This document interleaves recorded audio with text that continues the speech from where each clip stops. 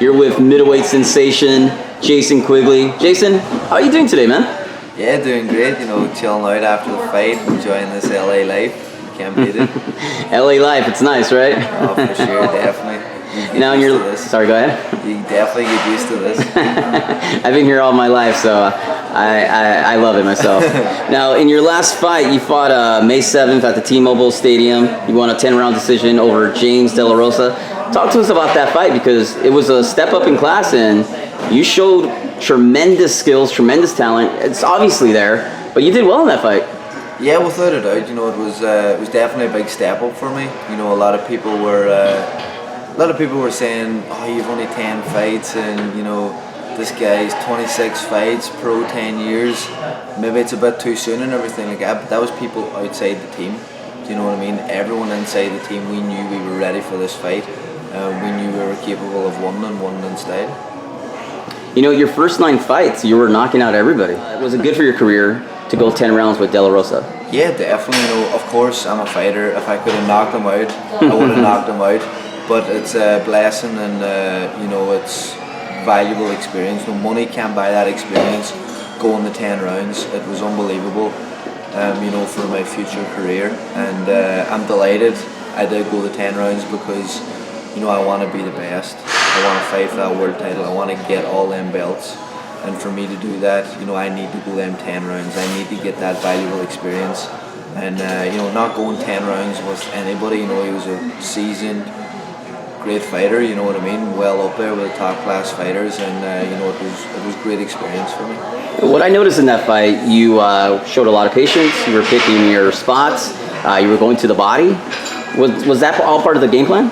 Yeah, you know, that's what I've been working on since I turned professional, but nobody got time to see that. I mean, because truth be told, getting all those knockouts, you could have been trying to impress everybody, and that game plan could have gone out the window, and it could have been a bad night for you. But you definitely showed a ring IQ in there.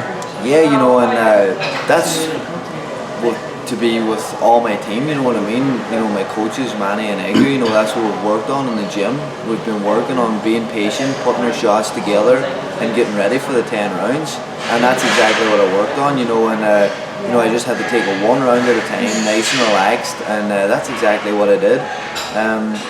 To be honest, you know, that was probably 70% of Jason Quigley, because for me, I held back a lot in that fight, because I've never been that 10 rounds. I've never went into that unknown territory for me.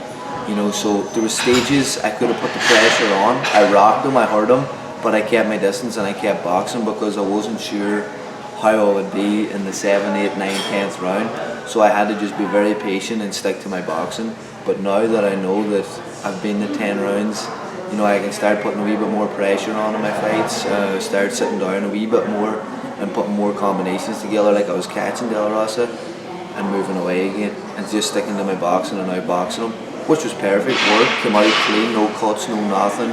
You know, it worked very well, but there's definitely a lot more to come from Jason Quigley. Now, for all the UK viewers out there, they need to send the best birthday wishes, because tomorrow's your birthday, my man. Yeah, that's it. Tomorrow's my birthday. Moving on, so I am, you know, but not loving every minute of it, and it's going to be my first birthday out here in LA, and you know, I'm going to enjoy it tomorrow night, that's for sure. Now, after your victory over De La Rosa, and correct me if I'm wrong, but did you call out Canelo Alvarez? I didn't call Canelo out, do you know what I mean? But at the end of the day, But you would take that fight in a minute. I'm a professional fighter. I love it. Do you know what I mean? I'm a professional fighter. I turned professional to become world champion, to be the best, and to get all the belts. And whoever has the belts, they're the guys that I want. Am I ready for Canelo right now? Maybe not, do you know what I mean? I went my first 10-round fight, a few more 10-round fights, going the distance with some experienced guys, and these are the guys that I want. You know, I want Canelo, I want Golovkin, I want them all, because they have what I want and what I've set out to get. But who knows? Whenever the time comes for me to fight for a world title, it mightn't be Golovkin or Canelo that has the world title. I'm not calling these guys out in particular because of who they are. I'm calling them out because of what they have. They have what I want, and that's the best. Well said, my man. Now, what did you see in Canelo Alvarez against Amir Khan? Did you see any weaknesses, and what are some of the strengths that you know about Canelo Alvarez? Canelo Alvarez is a very patient fighter, very smart fighter. Doesn't panic, doesn't get frustrated or overhauled by anything or the situation that's going on. You know, he took his time with Can. He knew that he was going to knock Can out, and he knew that he just had to bide his time. What I thought was very, very smart from Canelo was he kept working that body with that backhand into the body. And he was doing that the whole fight up until the knockout. And what did he knock him out with? The right hand over the top. Do you know what I mean? He was bringing Can's guard down all the time to protect that body, to leave the right hand open over the top, and that's what knocked Can out. Yeah, you're right. He does show a lot of patience. That's what I like about Canelo Alvarez. Now, the big fight that everybody's talking about is Alvarez versus Golovkin. Some are saying that Canelo is going to test 160 against David Lemieux in September, and the fight will happen in May. What are your thoughts on that fight, and who do you have winning? To be honest, to be middleweight world champion, the fight has to be made at 160. You know, 155 isn't the weight category. Do you know what I mean? Like it's hard to understand. Like, why is there middleweight divisions and everything like that there? Why is there welterweights if the weights don't matter? Like, you know, there's a belt at 155. What world champion are you at 155? You know, I think they should either fight at 154 or fight at 160. Do you know what I mean? Because they are the known weight categories, and they are the weight categories where the belts are at. Do you know what I mean? I can't see Golovkin moving down a weight, and I can't see Canelo moving down a weight. Let's just assume it happens at 160. Who do you have winning? I think Golovkin. I think Golovkin's just a natural bigger man, very similar styles. So it's going to come down to who's the strongest fighter, you know, and Golovkin being the more natural fighter and bigger guy at 160, I think Golovkin's going to take it. But at the end of the day, I think Canelo is going to give Golovkin the most problems he's ever faced. Golovkin has fought great guys, do you know what I mean, and destroyed them. But I think Canelo has been fighting the better class of opponents. Oh, there's no doubt about it. You know, he's definitely been fighting the better class of opponents and beating them comfortably also. You know, so I think Canelo has a massive chance against Triple G. But if I was a betting man and had to put money on it, I would put it on Golovkin. But without a doubt, you know, Canelo has a massive chance. And Canelo, I think, is the only guy that's going to go there and give it to Golovkin and hit him with shots that he hasn't been hit before and put him back. You know, everybody backs off Golovkin. Everybody takes a backward step. You know, I can't say anything about any fighter because I haven't been hit by Golovkin. Do you know what I mean? I don't know how hard he hits. He seems to hit very hard because every guy just moves around the ring from him. But I think Canelo's the man to take him into unknown territory. Well, I've never been hit by you, and I don't want to be hit. It looks like you hit hard as well. Let's talk about Carl Frampton versus Leo Santa Cruz. Who do you have winning in that fight? You going to go with your man, Frampton? To be honest, you know, I'm a boxing man. You know, Carl's a great fighter. He is a gentleman. Do you know what I mean? He's brought massive draw to Ireland again for professional boxing, and it's a credit to him and his team. You know, they're doing amazing work, rising the professional game back up to where it should be. And you know, congrats to Carl and his recent ones, and to his family and team and everything. You know, they're doing amazing jobs. But at the end of the day, if I'm a betting man, I have my money on Leo Santa Cruz. I think he has too much in the engine. You know, too much of a tank.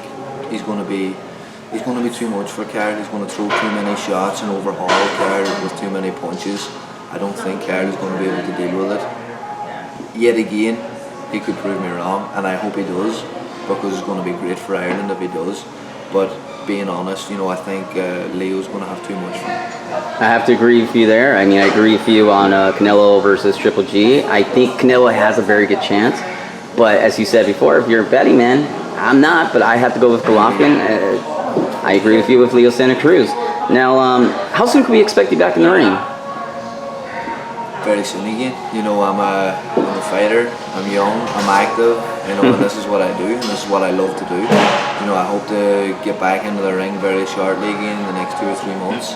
And, you know, I'm going to go back home to Ireland now for 10 days, chill out, see my friends, see my family, see all my lads, and have a good time with them. You know, and then it's back here, back to the drawing board, back to working on things, watch over the fight, perfecting things, and making myself a better fighter. Now, allow me to suggest a fight for you. I think would be a good step up. Sam Solomon. Golden Boy is listening. I think that's a great fight because the guy's tough. He's tricky. He's awkward. I mean, I think it's a good step up for you. Yeah, definitely. You know, Sam's a very unorthodox fighter. Yeah, he's awkward as hell. You definitely learn a lot, gain a lot of experience fighting him. You know, I do all my work in the gym. I prepare every fight as if it's a world title fight. I get into that ring thinking it's a world title fight because every fight to me gets me that step closer to my goal of becoming a world champion. So I have full confidence in my team, Sheer Sports, my management, and Golden Boy, my promotional team.